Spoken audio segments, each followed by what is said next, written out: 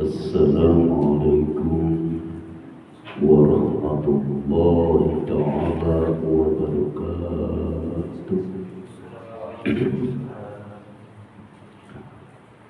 Alhamdulillahi wahdahu wassalatu wassalamu ala man la nabiyya ba'dah wa ala alihi wa sahbihi wa mawalah. Ashhadu an la ilaha illallah wa ashhadu anna Muhammadan abduhu wa rasuluhu la nabiyya ba'dah. Allahumma arinal haqqa haqqa warzuqna ittiba'ah wa arinal batila batila warzuqna ijtinabah. Amma ba'd. Para jamaah, alhamdulillah kita sudah dipertemukan Allah lagi. Sudah biasa setiap malam Jumat ada kegiatan, yaitu kajian-kajian babakan tauhid, yang mana kita untuk bisa bertemu dengan Allah atau kewujudannya Allah,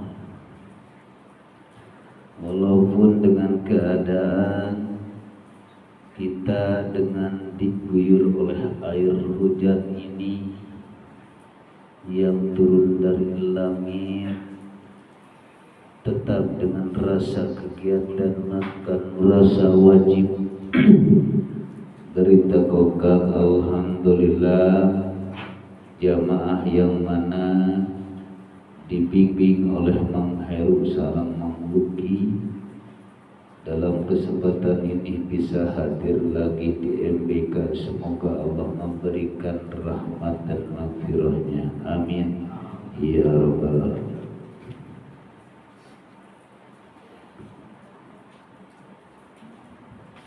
Yang untuk memperdekatkan tentang masalah kajian-kajian, kita harus memahami dan kita harus memasukkan pikiran untuk supaya ilmu-ilmu Allah yang telah Allah titipkan, yang telah Allah tazali di dalam tubuh kami atau di dalam tubuh ini, akan kami sampaikan lewat mulut ini. Semoga para jamaah bisa untuk mengambil hikmah daripada kajian ini. Dengan ada waktu sekarang ini, yaitu adalah udah mendekat daripada bulan haji, atau sudah pada berangkat dari sekarang melaksanakan orang menjumponi adzan Nabi, mendatangi panggilan haji secara syariat, yang kita tetap doakan dikarenakan melaksanakan haji itu harus ada fisik dan vesa, harus selalu siap fisiknya dengan keadaan kuat, vesaknya pun harus kuat. Fisik kuat seperti kita, tapi vesak seperti orang tak punya, emang gak punya. Vesak kuat tapi fisik gak kuat, gak bisa. Nah, kita malam ini akan pembahasan daripada haji secara syariat atau secara tariqah atau secara hakiki. Kalau untuk kajian secara syariat silahkan lakukan secara umum yang telah dibimbing oleh yang diutus oleh pemerintahan di kantor urusan agama. Ikutilah dia secara syariat, karena kalau tidak diikuti dia secara syariat akan ditinggalkan. Tapi kalau secara syariat seperti itu, kalau secara thariqah akan memperjalankan ruhaniyahnya kita kepada Allah, dan juga akan ketemu dengan sebenarnya. Nah, kajian-kajian daripada ini banyak dikatakan uzlah, banyak dikatakan khalwat, maka rukun Islam yang kelima itu adalah haji. Wa atimul hajja wal umrata lillah, sempurnakanlah hajimu, panggilanmu, wal umrata, dan ramaikan lillah, karena Allah.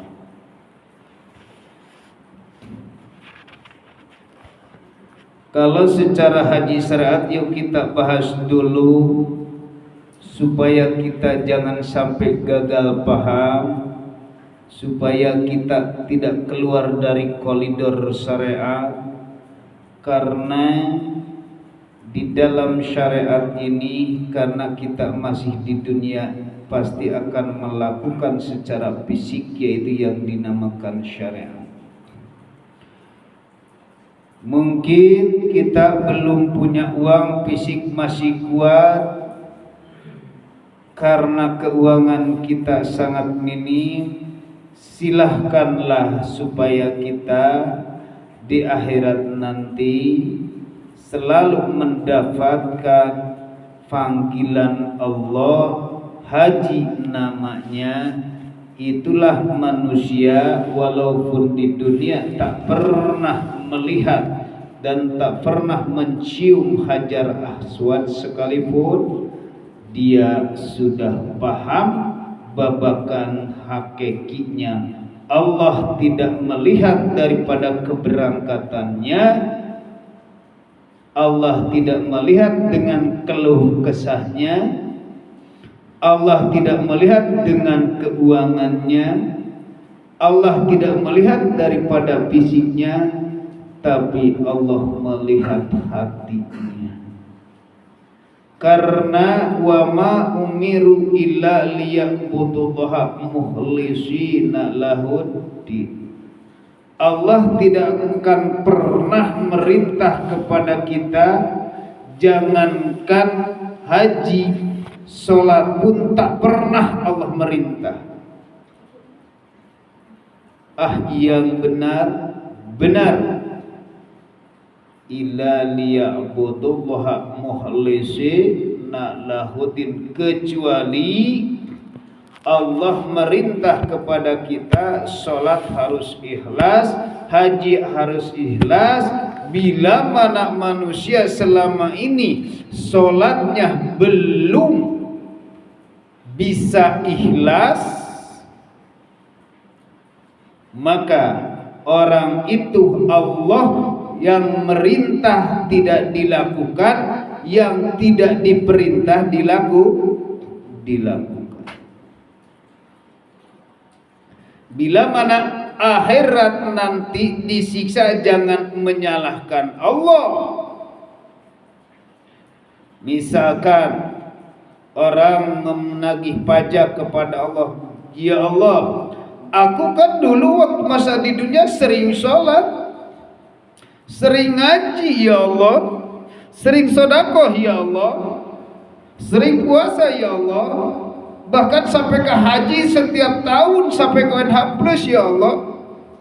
Kenapa ini gak ada sholatku, gak ada ini puasaku, gak ada ini zakatku, gak ada ini hajiku yang sering ini, umrohnya pun juga. Kata Allah akan mengembalikan, aku tak pernah melihatmu dengan seperti itu, aku melihat batinmu. Ternyata engkau itu melakukan ibadah yang selama ini, selama di dunia yang dilakukan, yang aku tak pernah perintah. Kata Allah, aku merintah kepadamu melaksanakan sholat dan haji dan umrohnya harus ikhlas. Ternyata sampai usia sekarang mungkin di atas 30 sampai ke 50 belum ada ikhlas. belum sampai sekarang melakukan perintah Allah. Belum. Celaka dong, iyalah. Makanya manusia sekarang di dunia keluh kesah. Secara fisik sudah pakai sorban, secara fisik sudah pakai susur, secara fisik sudah gabis. Ya, itu mah casing. Jero nama tetep we Infinix luar Samsung. Itulah manusia yang ditutup-tutup daun-daun surga, baju-baju takwa. Di dalam nama lamun cek urang takwa mah buah kalayar. Kelihatannya manis itu buah, ternyata pas dibuka itu buah kelayar, yaitu kayak kotoran asu. Nah,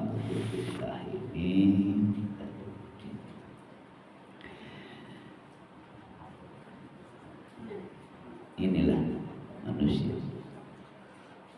Jangankan orang lain, coba cek aja. Cek dari sekarang. Jangan besok, kalau besok terlalu lama. Cek sekarang. Masih susah kan? Yakin. Gak bakalan ketemu ikhlas itu di dalam babakan syariat, gak bakalan. Di dalam hadis gak bakalan ketemu itu ilmu ikhlas, gak bakalan kunci ikhlas sekaligus, gak bakalan ketemu. Karena di dalam syariat mah bila mana manusia tingkat tinggi di dalam ilmu syariat itu adalah sombong, tingkat tinggi tak? Tingkat tingginya adalah sombong. Kalau tingkat thariqah, tingkat tingginya adalah gila. Kalau di dalam mempunyai ilmu syariat, bab salat sudah tahu, tentang masalah ahli fikih bab itu bab ini sudah tahu, kalau belum sombong itu belum nyampe. Belum nyampe di situ. Kok bisa begitu? Cobaan cek. Bila mana manusia kalau sudah mempunyai ilmu bab syariat, ketika mendengarkan kaji babakan tauhid, di situ akan melawan. Merasa aku pintar itu, pintar ini, itulah orang yang sombong. Nah, maka disitulah orang yang sombong itu gak bakalan di situ bisa masuk babakan tauhid. Cuma Tuhannya masih nama. Nah, sedangkan dalam keadaan kesombongan, bila mana manusia ini yang selalu muncul di dalam dirinya kesombongan, sedangkan yang sombong itu tiada lain hanya iblis. Jadi iblis dong? Iyalah. Jangan mencari iblis yang tidak kelihatan, di situ akan merasakan kedatangannya iblis. Maka rasa aku yang pintar, aku yang bisa, aku yang berkuasa, itulah manusia mati kesadarannya. Itulah yang di alam barzah hakikatnya. Maka di situ mau tembus ruhaniyah kepada Allah susah. Karena di situ di surga itu tak boleh yang sombong masuk surga. Tak boleh iblis masuk surga.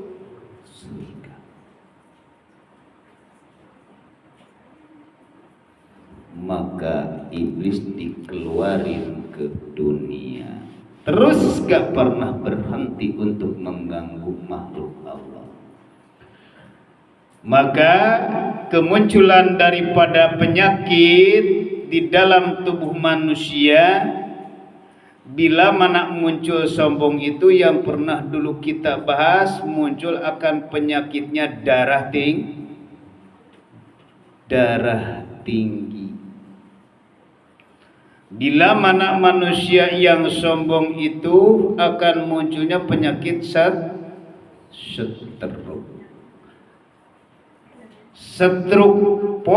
Stroke ringan.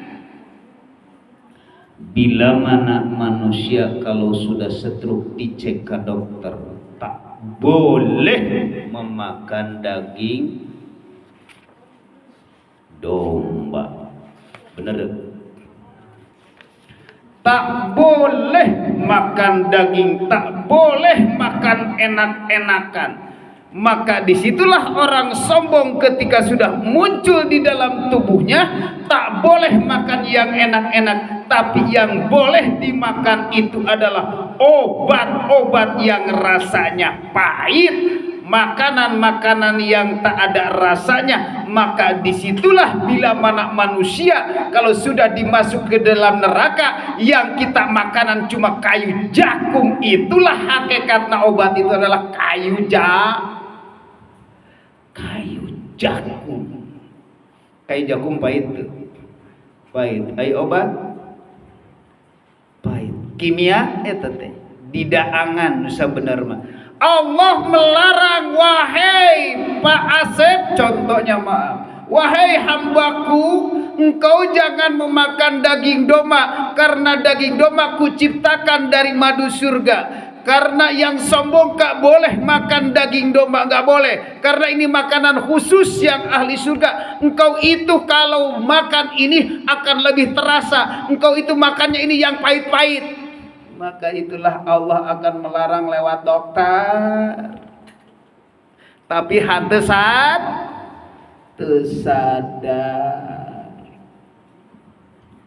Allah ngarang matak nudangan teh sore isuk kayu jagung anu pararai. Sadar tuh.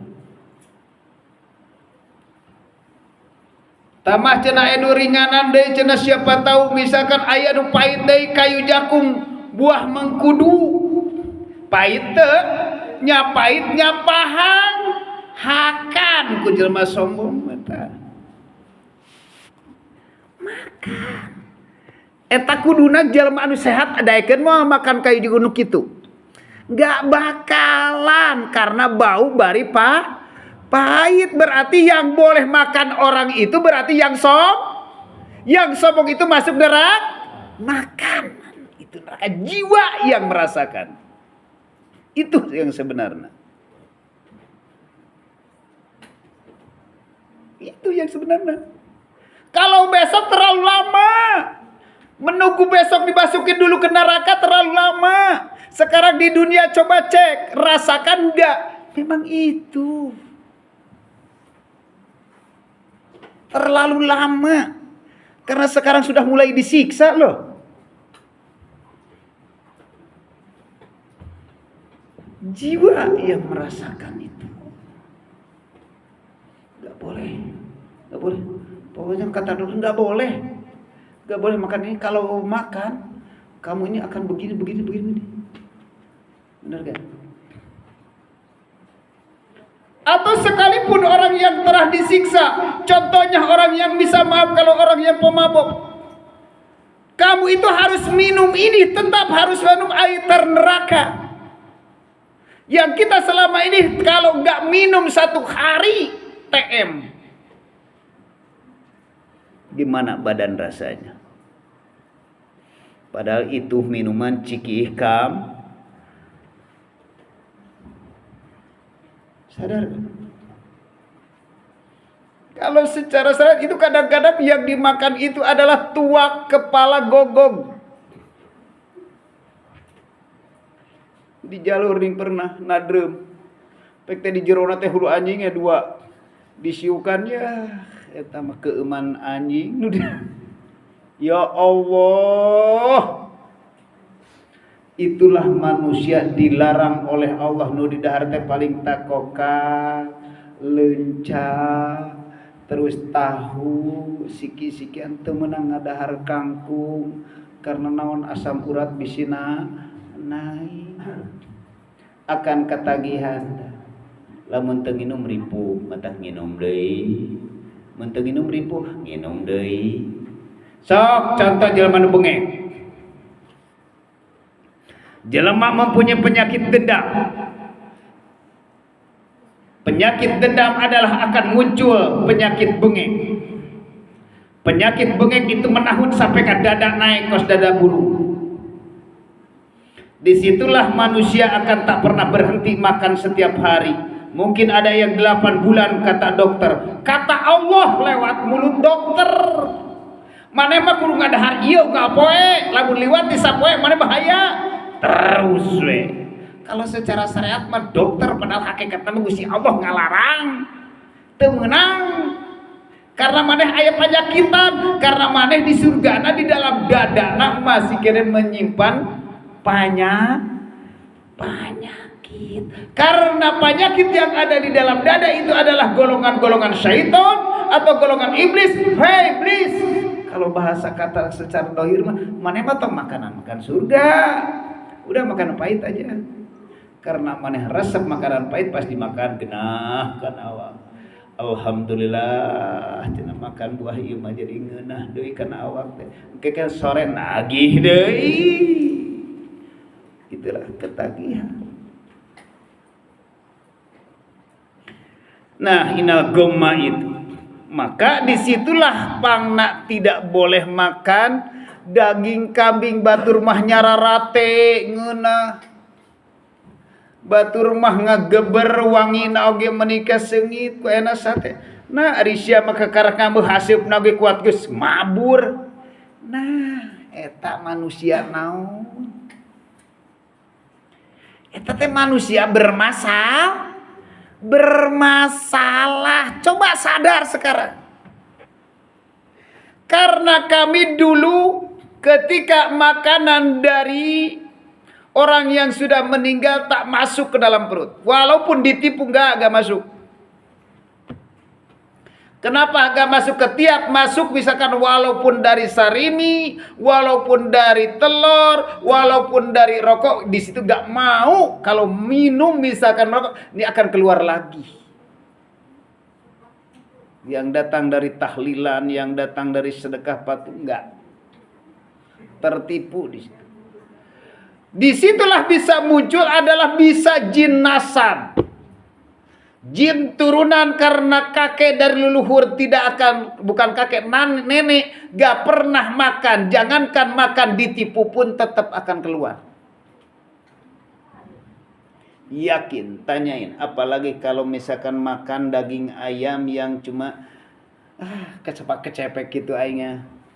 Jijik melihat lagi. Kakarak ningali geus ngeri.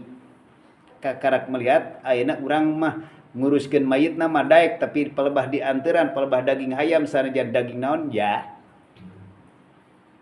Sakumaha lapar didedetkeun dipoho-pohokeun diingetkeun diasupkeun ya muntah. Ternyata kalau Allah berkehendak dan membuka, Masya Allah, kebukalah rahasia ternyata bermasalah.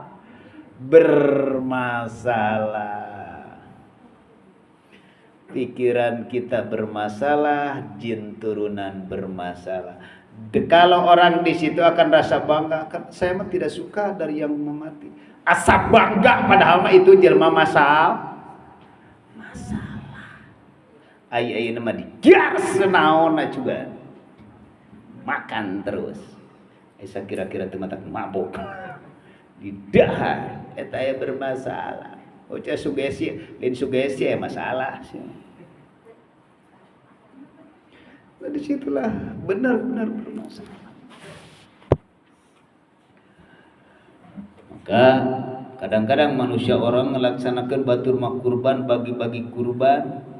Manehna mah teu nyate cak urang upami makan daging sok anu. Ya, ayeuna sia teh masalah, sia teh ulaheun makanan. Ulah tidak diperbolehkan makanan karena dalam dadamu ada kesombong. Ada ablasa yublisu iblisan. Iblisnya selalu berfungsi. Maka disitulah manusia kalau sudah paham dari masalah gagalan penyakit,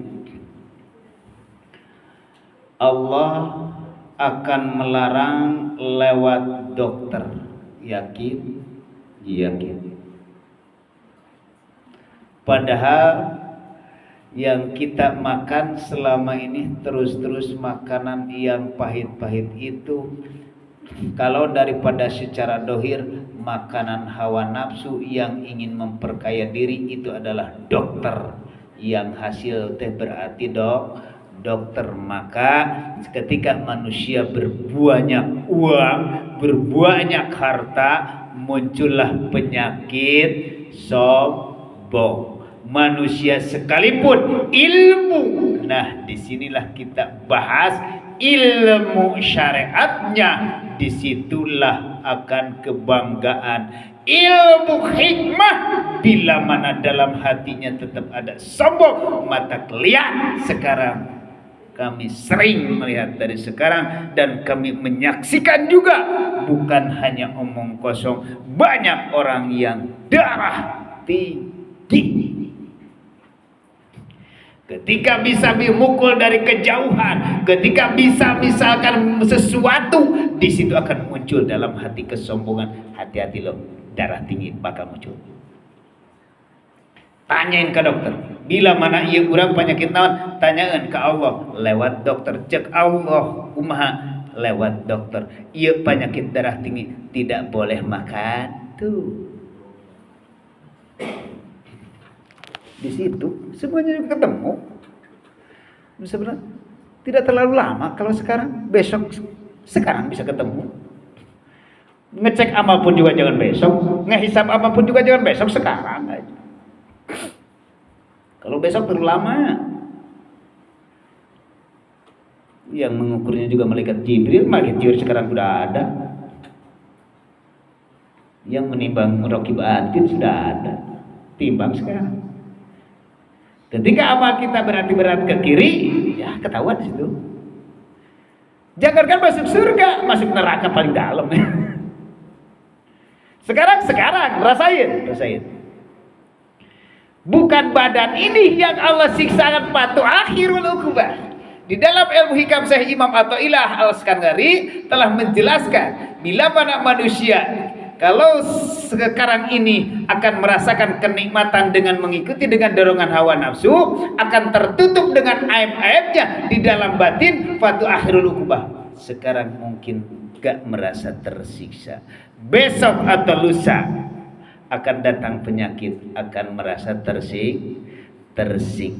Kalau secara syariat katanya ujian, bukan ujian itu yang sebenarnya, itu adalah siksa. Kalau secara umum ini ujian, bukan ujian, siksaan. Ujian bila mana orang yang sudah ketemu dengan Allah, terus dia itu tak sadar, terus diuji dengan lewat kajian ada sekarang ini. Orang yang ingin memahami dari babakan tentang masalah tauhid untuk kepada Allah, berarti inilah sekolah. Sekolah ini untuk meningkatkan keperguruan tinggi atau menuju kepada Allah. Ketika Allahnya sudah ketemu, dia datang penyakit, dia susah ekonomi, dia digergaji umurnya. Itu yang dikatakan ujian baru. Kalau di sini nggak ada yang menuju kepada Allah, kalau cuma nama, enggak lah. Ini yang sebenarnya kalau di sisi Allah itu adalah siksa. Kalau di sisi manusia mah ujian terlalu kejam katanya. Yang berani mengatakan siksaan itu hanya Gusti Allah. Kalau orang syariat tidak bisa mengatakan siksaan. Yang berani, yang hak untuk mengatakan siksaan itu adalah hanya Gusti Allah.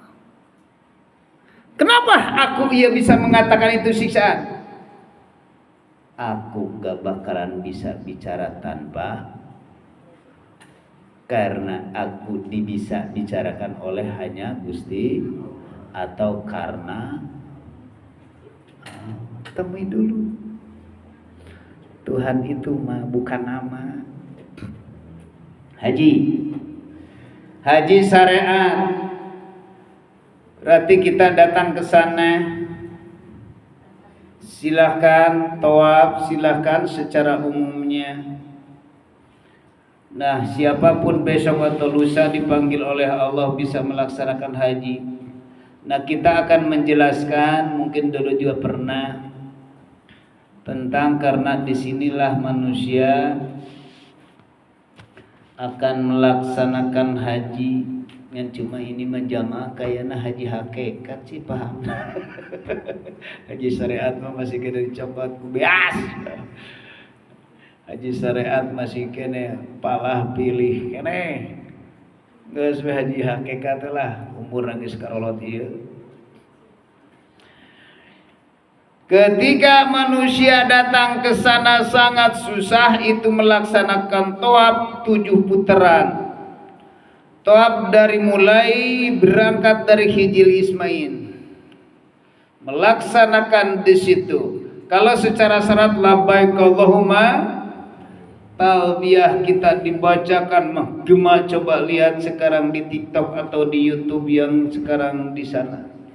Tapi kami akan bahas di sini adalah haji hakikat. Haji thariqahnya juga nggak apa-apa. Haji thariqah jalan menuju kepada Allah. Berarti thariqah. Satu putaran ke-1 harus muncul di dalam hati itu adalah qudratullah. Muter. Sesudah muter itu kudratnya Allah. Aku kodratnya Gusti Allah di situ. Ulah merasa di dalam dada yang selama ini kita lakukan, jangankan di tempat yang lain, di Indonesia kita lakukan itu hanya kudratnya Gusti Allah. Langit ke-1 itu. Langit kedua. Berarti kalau langit yang ke-1 dan kedua, kalau secara syariat melihatnya ke atas, tapi kalau melihat daripada hakikat pastinya ke dada loh. Kudrat kuasa Allah di sini. Inilah kata tinggi kalau di sisi Allah. Kata tinggi masuk, bukan ke sana. Kalau kata pemikiran mata ahli syariat pasti mengatakan Ar-Rahmanu alal arsis tawa. Allah itu ada di luhur ars. Ars itu sebenarnya ini. Kalau jauh atuh. Lamun Allah di luhur di handap sana ngurus. Serentak beureun genah mempengeueuh Allahna urang rek jinah. Serentak. 2. Melakukan haji adalah tawapan yang kedua harus aktif tujuan. Irodat itu dah tujuannya Allah. Orang dibawa ke sini tujuannya Allah apa? Supaya sadar.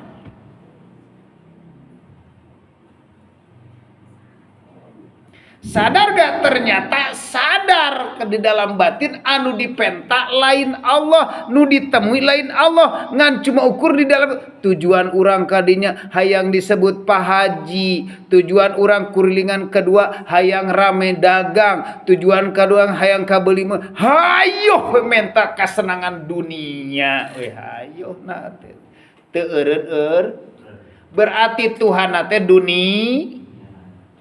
dunia itu mah sedangkan makhluk tak bisa apa? Berarti menyembah selain daripada Gusti. Syirik enggak.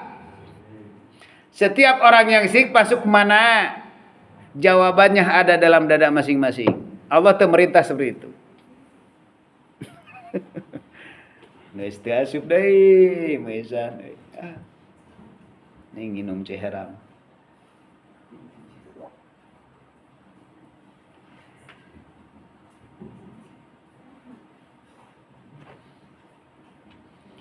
Itulah qudratullah, iradatullah.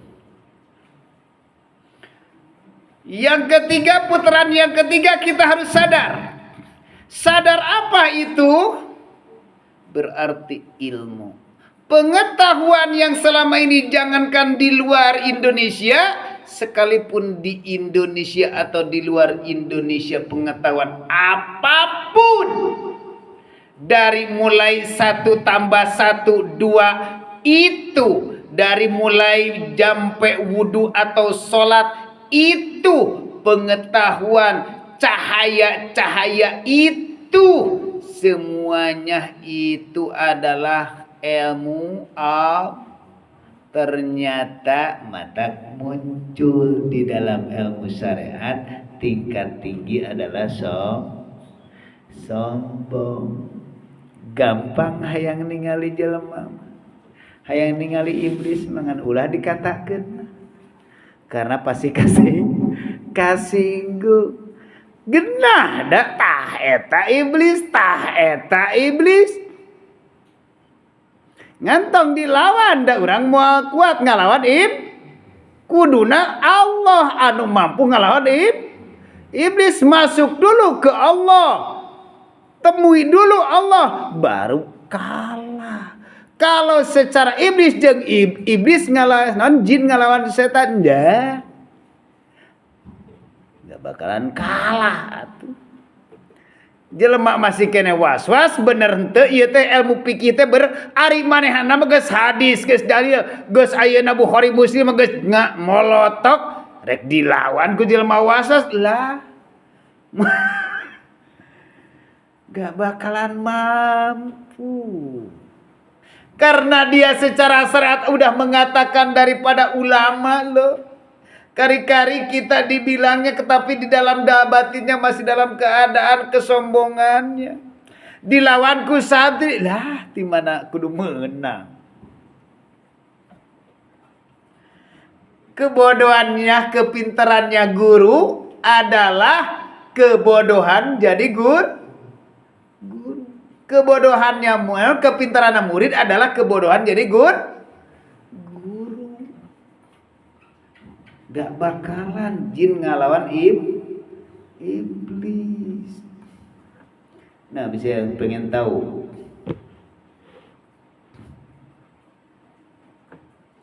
kalau iblis itu kebersamaan daripada 4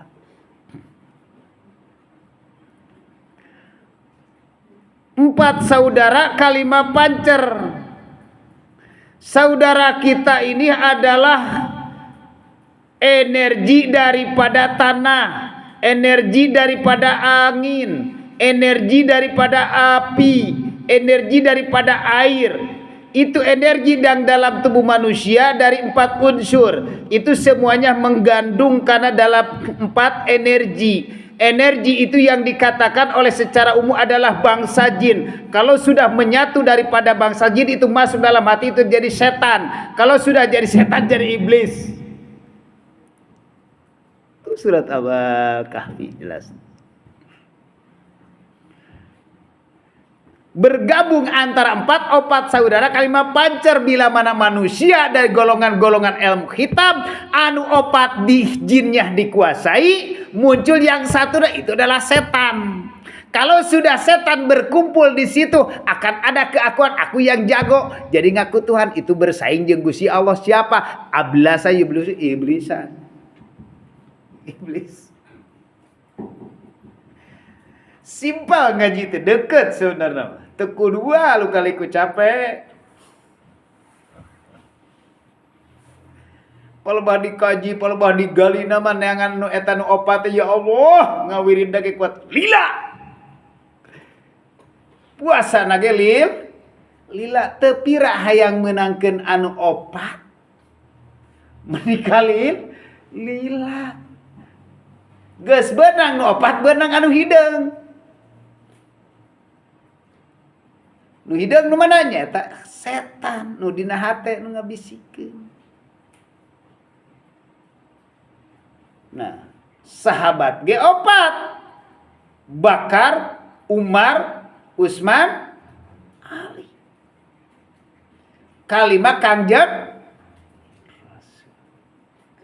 Jin oge opat. Itu adalah jin apa? Korin, jin saka, jabur, ifrit. Kalimana? Setan. Aya hiji deui Tuhana. Nah, matak di situ bila mana manusia kalau sudah tinggi rasa iblis yang bermakrifat, iblis yang berhake, disitulah bila mana dalam batin merasa paham babakan ilmu tauhid, babakan ilmu syahad, merasa di dalam batin merasa dirinya sudah paham, itulah iblis yang bermakrifat.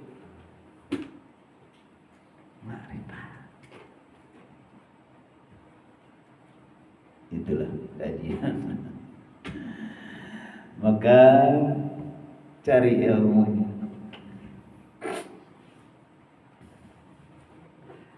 Cari ilmu tentang ini gak bakalan. Pastina ilmu intan ini adanya di dasar laut. Namanya juga intan, gak bakalan digelar. Yang digelar itu adalah batu tampol.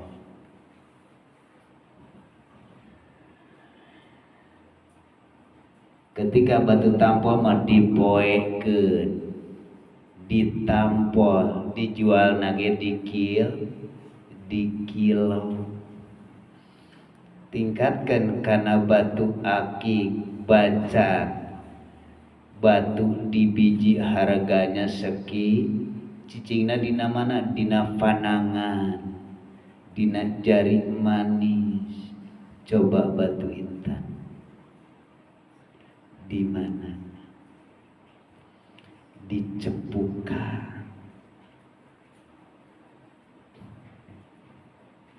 disimpan berlian.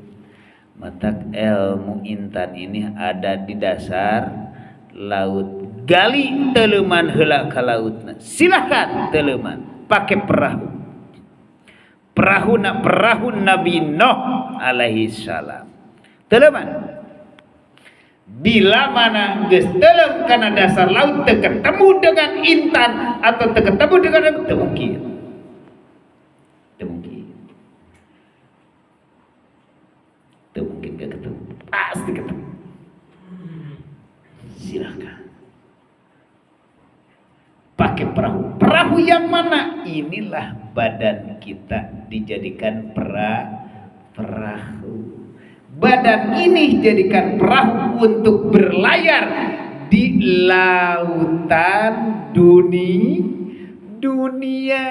Jangan sampai di lautan dunia ini kita tenggelam. Ketika manusia tenggelam di lautan dunia, gak bakalan ketemu dengan ilmu intan. Ketemunya juga paling di mana? Ya, batu tampol.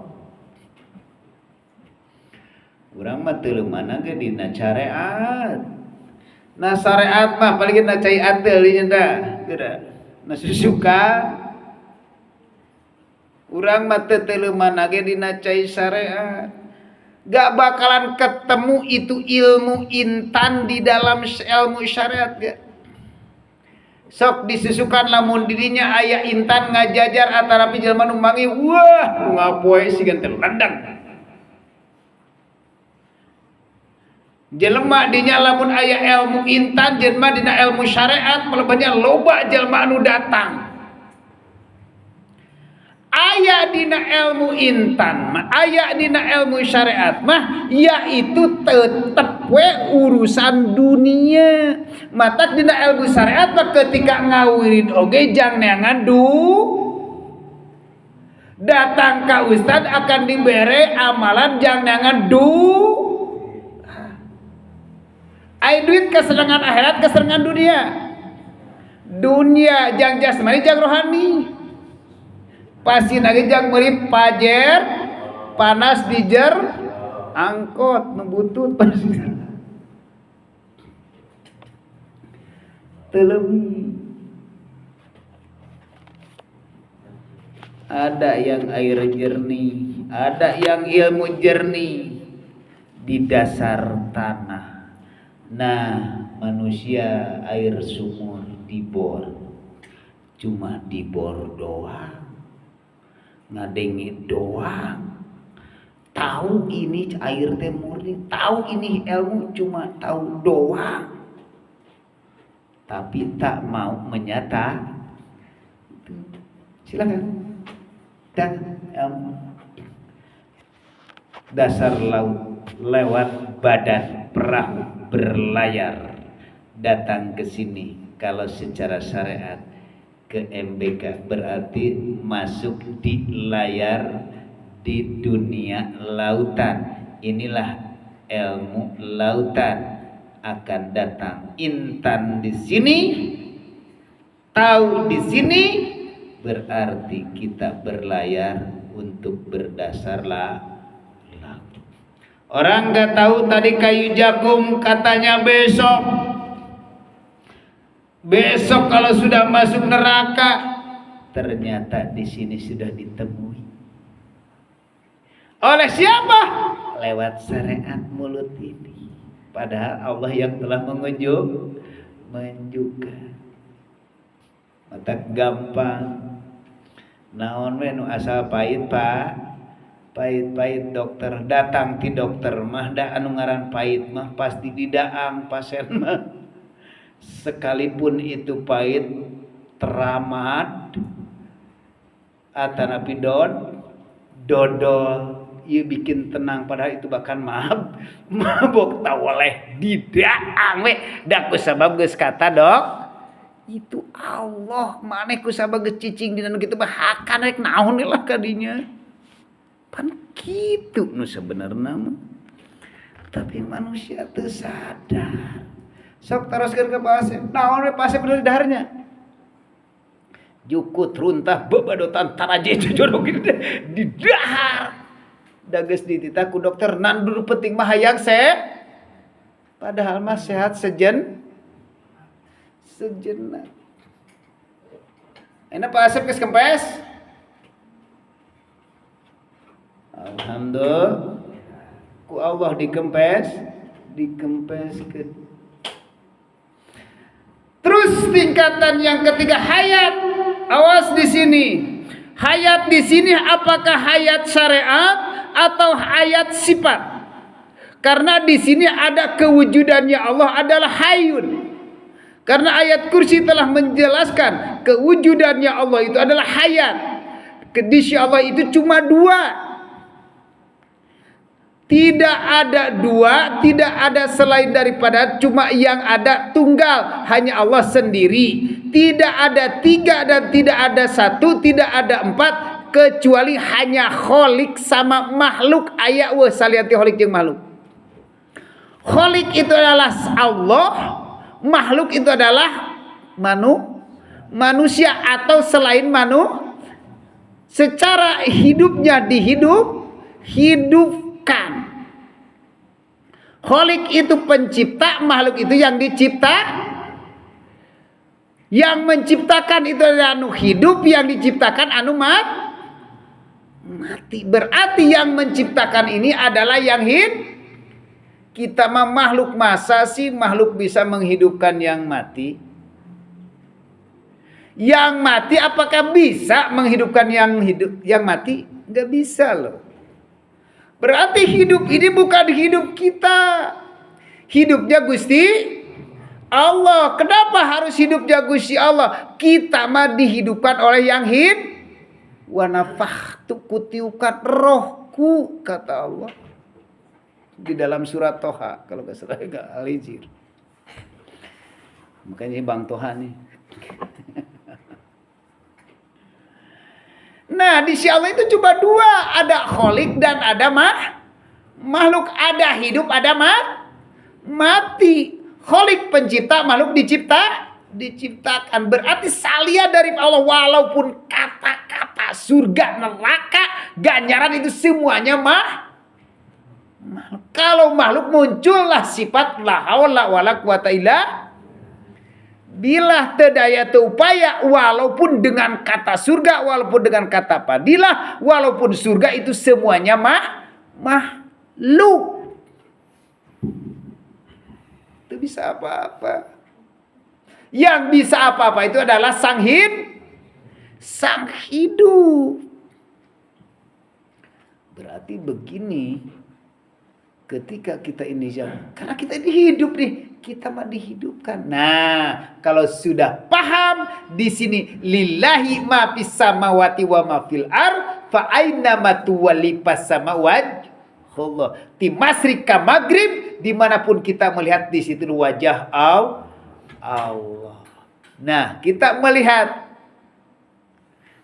sang hid yang berbicara yang hid.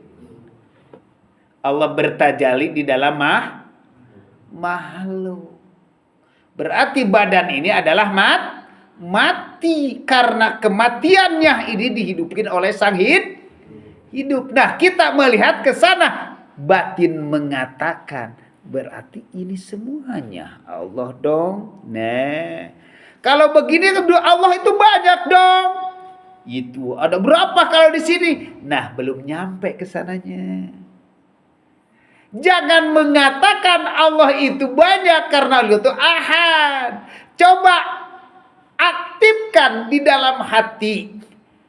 Melihatlah semua sang hidup ada berapa. Kalau secara hitungan secara syariat berarti banyak. Di sini hidup, di sana berarti hidup ini menyatu mata, disitulah sambung rasa. Mana Allah ini? Inilah sang hidup ini. Kita ini berarti kalau di sisi Allah tidak ada yang ada hanya Allah. Syuhudul wahdah fil kasroh, menyaksikan yang ahad ini, yang hidup ini di semuanya makhluk, yang bertazali di dalam makhluk. Maka walaupun dari jauh ke sini melihat Bang Toha, terus ini nyambung gak batin sama batin? Ketika begini orang pasti merasa nyengir, mana ting sakitnya. Itu sambung rasa itu. Itulah ahad. Allahnya itulah Allah. Berarti kita enggak ada dong. Yang ada hanya Allah. Karena la ilaha illallah. La maujudain, tiada Tuhan selain Allah, tiada yang wujud kecuali hanya. Bila mana manusia merasa wujud, syirik nggak? Kalau secara syariat tiada Tuhan selain Allah, yang mengatakan tiada Tuhan selain Allah itulah Allah sendiri. Allah mengatakan terhadap dirinya manusianya tidak ada. Coba tidak adakan manusia dalam hati. Atau matikan aja. Matikan sebelum kedatangan matikan. Kita mata diperemin. Dipejamin. Merasakan sang hidup gak? Ada kan? Ada sang hidup. Semuanya orang matikan semuanya. Merasakan sang hidup kan? Suhudu. Berarti yang wujud siapa? Hanya Allah. Yu'minu nabil. Baru percaya yang goib ini sebenarnya mah kita. Tidak ada. Tapi manusia tak sadar merasaan. Karena dalam hatinya mati kesadaran. Makanya dikubur. Berhubung manusia ruhaniahnya mati kesadarannya, dikubur oleh badan-badan ini atau oleh tanah-tanah ini, maka mati kesadaran ketika ingin untuk menuju kepada Allah, itulah alam barza. Susah rek menuju ke karena terganggu oleh urusan dunia. Itu kan nyata kan? Wujudnya Allah. Nah, tentang masalah kehujanan. Baru disitulah hayat. Karena kalau hayat hidup syariat manusia. Kalau sifat hidup sifatnya Allah. Nah, hidup hakikat adalah sang wujud hayun. Tingkat ketiga. Basar. Yang keempat penglihatan basor basir.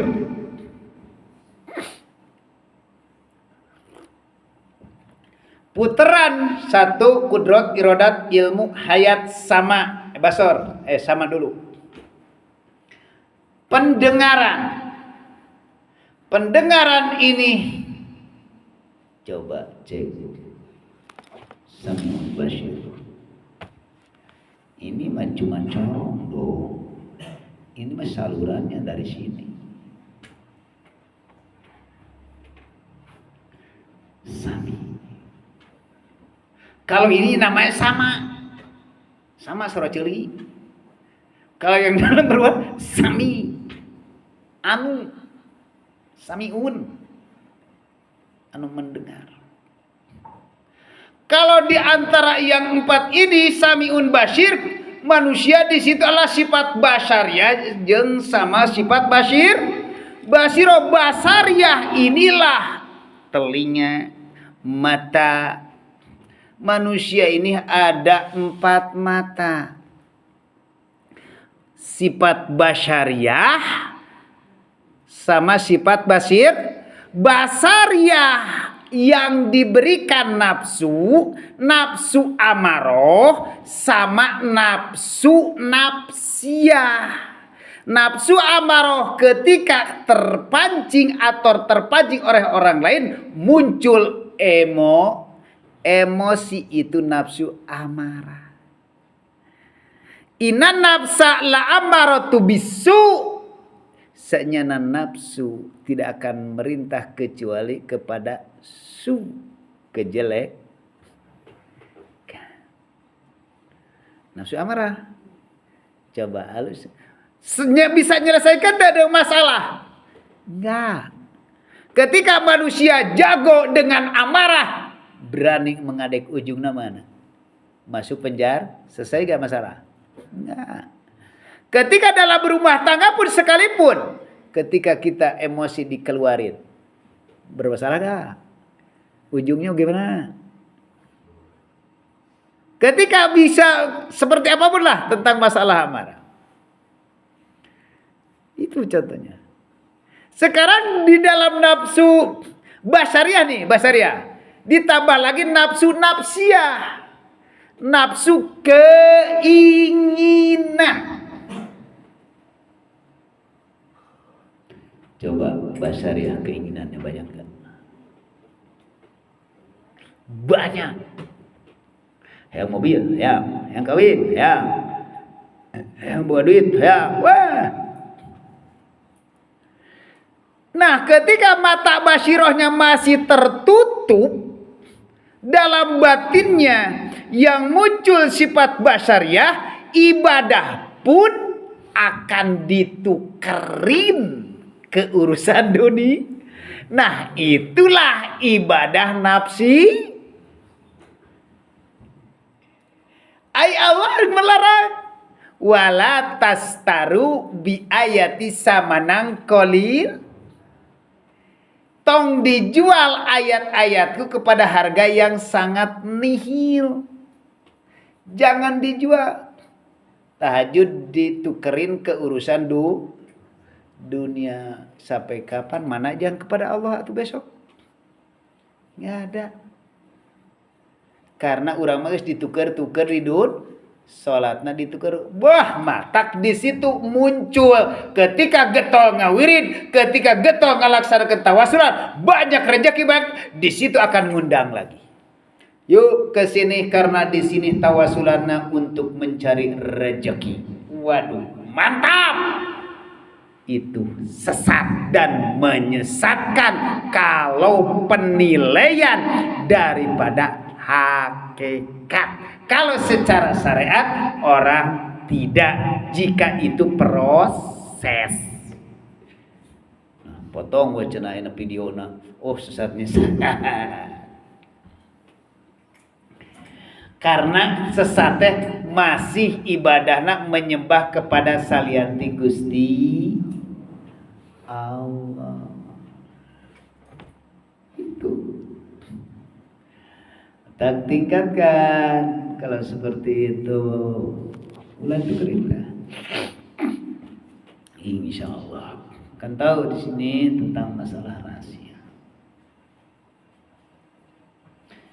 Mendorong sholat apapun kalau dorong diberi taufik, maka di dalam hikam menjelaskan bila mana manusia sudah dibukakan pintu taufik belum tentu pintu diterima dibukakan, atau Allah belum membukakan pintu diterimanya. Kenapa seperti itu? Ulama ahli tasawuf menjelaskan Imam Athaillah, manusia bila mana sudah dibukakan pintu keinginan, mungkin dengan kata tapi Allah belum membukakan pintu diterima. Pintu diterima tidak ada di dalam syariat, tapi pintu diterima ada di dalam ihsan, ada di takwa. Belum ditutup.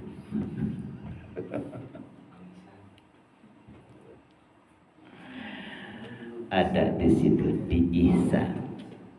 Cari ke ihsan, ada di ihsan. Mau nemuin ihsan? Silahkan. Kek sabari mulut lumayan. Islam iman, Islam ihsan. Bujeng-bujeng ke Kang Ihsan, kamang iman oge eueuh teu ngaji itu.